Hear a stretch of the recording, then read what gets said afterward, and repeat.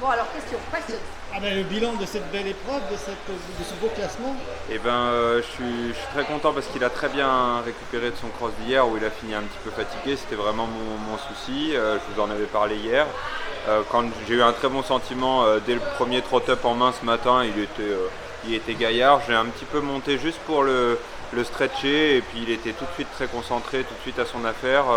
Donc après on l'a fait beaucoup brouter, mais je ne l'ai pas retravaillé plus que ça. J'ai attendu ma détente pour faire les derniers réglages.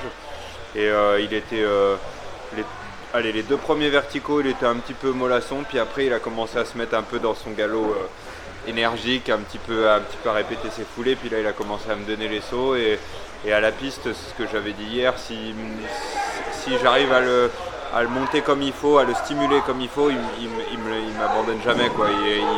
Il frappe, il plie ses pattes, il plie son corps, il connaît la chanson, donc voilà, je suis très content. J'étais content à l'Arco de voir le parcours difficile, parce que quitte à ce que ça soit difficile pour moi, autant que ça le soit aussi pour les autres, et si j'y arrivais, je savais que ça pouvait jouer dans mon sens, donc on est cinquième avec ce cheval-là, c'est aussi bien que quand j'avais gagné avec Calao pour moi dans ma tête, donc voilà, je suis très très satisfait. Tu t'attendais pas à une si belle place? Si,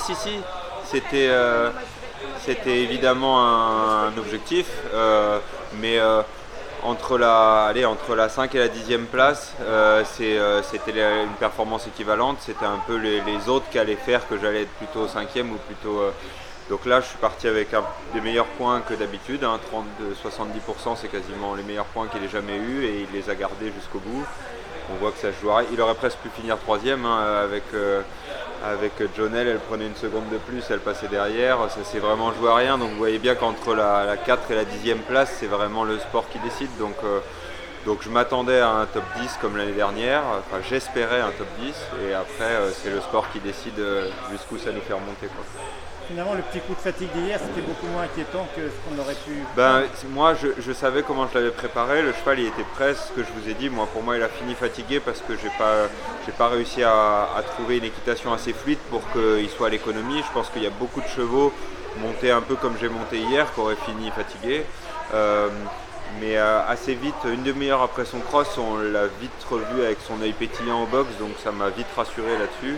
Et puis quand on l'a rebougé, il était tout de suite normal, donc c'est juste sa générosité, mon équitation, qu'on fait qu'il s'est fatigué un peu plus vite que prévu. Puis c'était quand même un cross de 11 minutes 50, il ne faut pas l'oublier, donc les deux cumulés, c'est normal qu'il ait fini fatigué. Est-ce que le fait d'avoir été préparé pour être optimum il y a 15 jours au départ pour être au Maryland, ça peut jouer aussi? Si, tout à fait. Alors c'est vrai que quand j'ai eu cette annonce du fait que je ne pouvais pas y aller, je lui ai complètement lâché la grappe une semaine. On a fait de la balade, des petites longes, des petits stretching, mais j'ai arrêté de monter en pression parce qu'il était vraiment prêt.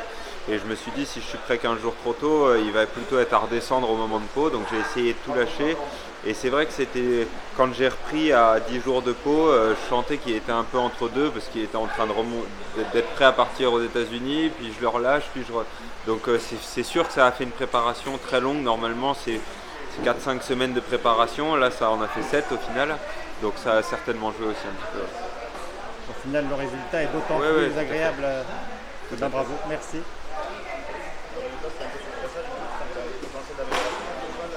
Je pense que je peux encore grappiller des petites choses. C'est un cheval que je détends pas beaucoup avant d'aller à la reprise, donc ça fait qu'il est très sage, très connecté, très concentré, mais qu'il est un tout petit peu éteint dans le début de sa reprise. J'en ai discuté notamment avec mon entraîneur de dressage et avec Jean-Pierre Blanco aussi, l'entraîneur des Français.